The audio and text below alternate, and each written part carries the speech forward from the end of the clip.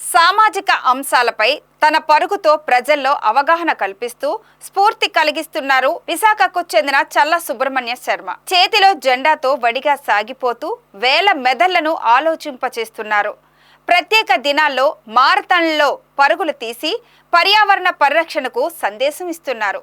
ఆటంకాలెన్ని ఎదురైనా వెనుకడుగు వేయక చేతిలో ఒలింపిక్ జ్యోతిలా తన లక్ష్యాన్ని సూచించే పతాకంతో ముందుకు సాగుతున్నారు చల్ల. ఈ వయసులో కూడా ఇంత పట్టుదల సమాజానికి ఏం సందేశం ఇస్తున్నారు అనే దానిపై బీబీసీ ఆన్ టీవీ ప్రత్యేక కథనం.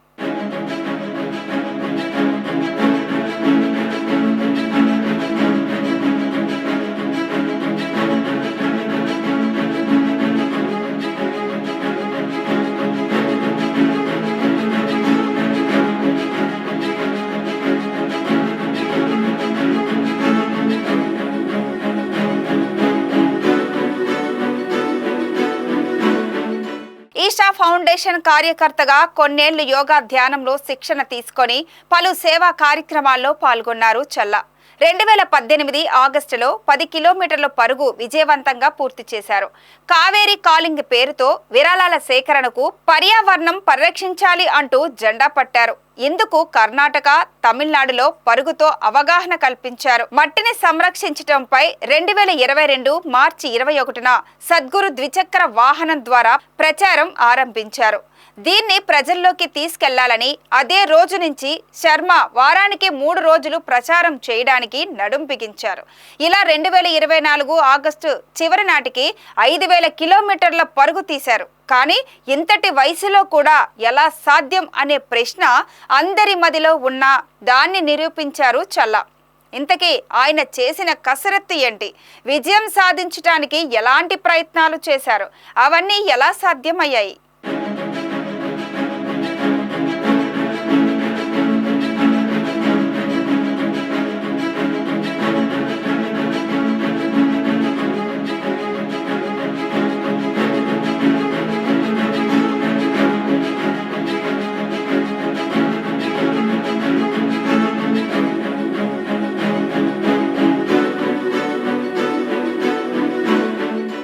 పరుగు ప్రారంభించే ముందు 45 నిమిషాలు యోగా సాధన చేయటం చల్లాకి అలవాటు. రోజు తెల్లవారుజామున రన్నింగ్, యోగా చేస్తారు. 10 గంటలకు కన్సల్టెంట్ సివిల్ ఇంజనీర్ గా తన విధులు చేసుకుంటారు. ఇలాంటి జీవన శైలి వల్లే ఆగస్టులో హైదరాబాద్ లో నిర్వహించిన మారథాన్ లో ఒక్క రోజులోనే గరిష్టంగా 42 కిలోమీటర్లు పరుగు తీశానంటున్నారు చల్ల.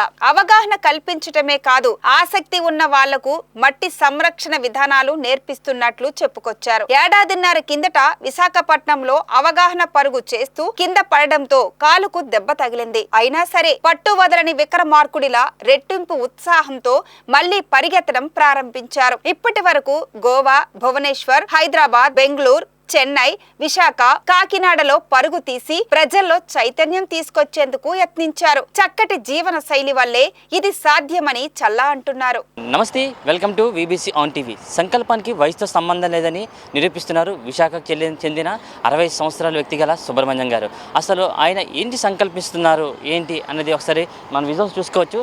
మట్టిని రక్షించు అంటే సేవ్ సాయిల్ పేరుతో అయితే మాత్రం విశాఖ బీచ్ రోడ్లో ఈ యొక్క సుబ్రహ్మణ్యం గారు అయితే రన్నింగ్ చేస్తున్నారు. రన్నింగ్ చేస్తూనే కాకుండా ఎంతోమందికి ఇక్కడ బీచ్కి వచ్చే వాకర్స్కి కూడా ఆయన ఒక అవగాహన కల్పిస్తున్నారు. మట్టిని రక్షించండి, మన భావితరాలకైతే ఆహారం దొరుకుతుంది అనే కాన్సెప్ట్ అయితే ఇతనైతే మట్టిని రక్షించే పేరుతో రన్నింగ్ చేస్తున్నారు. అసలు ఇతను ఎందుకు ఇలా రన్నింగ్ చేస్తున్నారు, మట్టిని రక్షించడం ఏంటి అనే విషయాలు అయితే మాత్రం సుబ్రహ్మణ్యం గారు ఉన్నారు, ఆయనతో మాట్లాడదాం. సార్ చెప్పండి సార్, అసలు ఈ వయసులో మీరు రన్నింగ్ చేస్తున్నారు, ఎక్కడి నుంచో మీరు వస్తున్నారు, బీచ్కి ఎంతోమంది టూరిస్టులు కానీ లేదంటే వాకర్స్ కానీ వస్తుంటారు. అసలు మట్టిని రక్షించు అనే కాన్సెప్ట్ ఏంటి సార్? అసలు ఏంటి సార్ మట్టిని రక్షించడం ఏంటి సార్? అసలు అర్థం కాలేదు కాన్సెప్ట్. అయ్యా నమస్కారం అండి, నా పేరు సుబ్రహ్మణ్య శర్మ అండి. నేను ఒక కన్సల్టెంట్ సివిల్ ఇంజనీర్ని. సద్గురు జగ్గి వాసుదేవ్ గారు ఈ మట్టిని రక్షించే కార్యక్రమాన్ని స్టార్ట్ చేశారండి. బేసికలీ దేనికోసం అంటే మట్టిలో ఆర్గానిక్ కంటెంట్ అనేది ఉంటుంది. ఆ మట్టిలో ఆర్గానిక్ కంటెంట్ ఉండడం వల్లే మనకి మట్టిలోంచి ఆహారం పుడుతుంది అని చెప్తారు ఆయన. సో ఈ మట్టిలో ఆర్గానిక్ కంటెంట్ అనేది ఆరోగ్యకరమైన మట్టికి 12% దాకా ఉంటుంది. అది ఈరోజు ప్రస్తుత పరిస్థితుల్లో అది 0.5%కి దిగజారిపోయింది. అంటే మన పూర్వీకులు సాగుబడి చేసేటప్పుడు మన పొలంలో 12% దాకా ఉండే ఆర్గానిక్ కంటెంట్ 0.5%కి దిగజారిపోయింది. ఇది మనకి మట్టిలోంచి ఆహారం పుట్టాలి అంటే మినిమం ఎంత ఉండాలి అంటే 3 to 6% ఉండాలి అని చెప్తారు ఆయన. సో ఇంత దారుణంగా ఆర్గానిక్ కంటెంట్ మట్టిలో పడిపోయడం వల్ల సద్గురు జగ్గి వాసుదేవ్ గారు సాయిల్ పాలసీ అనేది ఇంప్లిమెంట్ చేయాలి, స్టేట్ లెవెల్ గాను, నేషనల్ లెవెల్ గాను, ఇంటర్నేషనల్గా కూడా మొత్తం అంతా కూడా సాయిల్ పాలసీ ఇంప్లిమెంట్ చేసి రైతుని అన్ని రకాలుగా సపోర్ట్ చేసి మనము మట్టిలో ఆర్గానిక్ కంటెంట్ పెరిగేటట్టు చూడాలి అనేది ఆయన తాలూకు ఆలోచన విధానం. సార్ అసలు మీరు ఎప్పటి నుంచి అసలు సేవ్ సాయిల్ పేరుతో మీరు రన్నింగ్ చేస్తున్నారు, ఎంతమందికి అవగాహన ఎప్పటి నుంచి కల్పించాలనుకుంటున్నారు సార్? అసలు అతన్ని చూసి మీరు ఎందుకు సార్ ఇన్స్పిరేషన్ అయ్యి ఇలా అందరికీ కూడా మట్టి మీద ఒక అవగాహన కల్పించాలని ఆ థాట్ ఎలా వచ్చింది సార్ మీకు?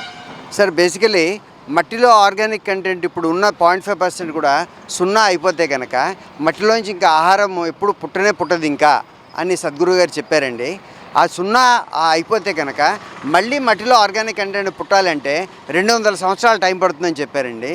ఈలోగా మానవాళ్ళంతా కూడా అతలాకుతలం అయిపోతుంది, మనం ఎవరం కూడా ఇంకా మనము ఉండలేము. అందువల్ల నాకు అది ప్రజల్లోకి తీసుకెళ్ళాలి, 10 మందికి ఈ విషయాన్ని తెలియపరచాలి, మన మట్టిని మనం కాపాడుకోవాలి ఎలాగైనా చేసి అని నాకు సంకల్పం కలిగిందండి. ఆ రోజు నుంచి సద్గురు గారు ఈ మూమెంట్ స్టార్ట్ చేసిన రోజు నుంచి నేను ఈ జెండా పట్టుకుని పరిగెత్తడం మొదలెట్టానండి. ఇప్పటికి నేను 5075 కిలోమీటర్లు పరిగెత్తానండి నేను. ఎస్, సద్గురు గారు ఈ సేవ్ సాయిల్ మూమెంట్ 2022న మార్చ్ 21 స్టార్ట్ చేశారండి బైక్ రైడ్ తోటి యూకే నుంచి. అదే రోజు నుంచి నేను నా రన్నింగ్ పరుగు స్టార్ట్ చేశానండి.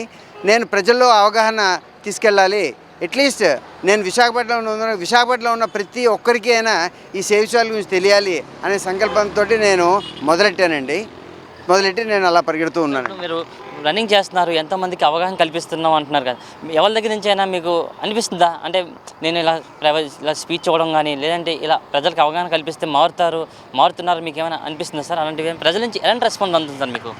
సార్ నేను ఈ మట్టి గురించి 10 మంది రోడ్డు మీద కనపడిన దగ్గరల్లా కూడా నేను నా రన్నింగ్ ఆపి వాళ్ళకి నేను ఈ మట్టి గురించి కొన్ని విషయాలు వివరిస్తూ ఉంటానండి. వివరించి వాళ్ళకి ఫైనల్గా savessoil.org అన్న వెబ్సైట్కి వెళ్ళండి, అందులో ఇంకా పూర్తిగా దాని గురించి ఇన్ఫర్మేషన్ ఉంది అని చెప్తూ ఉంటాను సార్. ప్రజల్లో మాత్రం ఖచ్చితంగా అవేర్నెస్ పెరుగుతోందండి. మాకు తెలియని విషయాలు, మా మట్టి గురించి ఇన్ని ఉన్నాయా, మట్టిలో సారం తగ్గిపోతుంది అని జనరల్గా అనుకోవడమే తప్ప ఇంత దారుణంగా ఈ ఆర్గానిక్ కంటెంట్ పడిపోతుందని మాకు తెలియదు అనే చాలామంది చెప్తూ ఉంటారండి. మట్టి అంటే ఒకప్పుడు మట్టి చాలా క్వాలిటీగా ఉండేది, చాలా మంచిగా మట్టి ఉండేది, ఇప్పుడు మట్టిలోని యొక్క సారం తగ్గిపోతుందని చెప్తున్నారు. అసలు అప్పుడున్న మట్టి ఇప్పుడున్న మట్టి ఎంత ఒకటే కదా సార్, ఎలా తగ్గిపోతుందని మీరు చెప్తున్నారు సార్? సార్ ఇప్పుడు ఒకటి ఏంటంటే సద్గురు గారు ఏం చెప్తారంటే 100 ఏళ్ల క్రితం మనము ఒక్క ఆరెంజ్ తిన్నట్లయితే ఎంతైతే మనకి ఆ ఆరెంజ్ నుంచి న్యూట్రిషియస్ వాల్యూ వచ్చేవో అదే న్యూట్రిషియస్ వాల్యూ ఈరోజు మనకి రావాలి అంటే మనము 8 ఆరెంజెస్ తినాలి సార్. సో ఒక మనిషి 8 ఆరెంజెస్ తినే అవకాశమే ఉండదు కదా సార్. సో మట్టిలో ఈ ఆర్గానిక్ కంటెంట్ తగ్గిపోవడం వల్ల మనం తినే ఫుడ్లో న్యూట్రిషియస్ వాల్యూస్ పడిపోతున్నాయి. ఆ న్యూట్రిషియస్ వాల్యూ పడిపోవడం వల్ల మనకి అన్ని రకాలుగా ప్రాబ్లమ్స్, హెల్త్ ఇష్యూస్ అనేవి కూడా వస్తున్నాయి. ఈ మట్టిని రక్షించే పాలసీ ఏదైతే ఉందో సాయిల్ పాలసీని దాన్ని ఇంప్లిమెంట్ చేయాలి, తద్వారా ప్రజలకి అన్ని రకాలుగా మేలు జరుగుతుంది, రైతుకి సపోర్ట్ జరుగుతుంది అనేది సద్గురు గారి ఉద్దేశం అండి.